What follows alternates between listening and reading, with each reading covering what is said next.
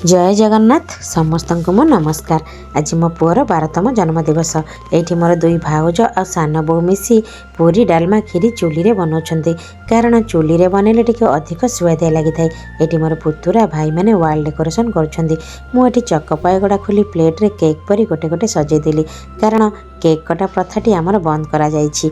मो झियारीर कटा जाय नथिला, पुतुरार मध्य कटा जाउनी, किंतु सेमाने तो छोट पिला, सेमाने कोन बुझिबे। सेथि पयका मु केक परी प्लेट रे चकपाय गडा सजै देली आ कैंडल मध्य लगै देली।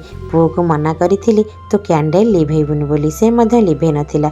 एठी तार फ्रेंड मानको केक तो काटिबा को पडिलानी, चकपाय गडा गोटे गोटे भी समस्तଙ୍କ हाथ को धरै देला।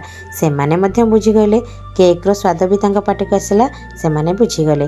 तापर एठी देखंतु पूरी डालमा खीरी ता सांग माने सब खाइले आ खुशी रे समस्ते गोटे गोटे बेलून धरी घर को फेरी गले। जय जगन्नाथ।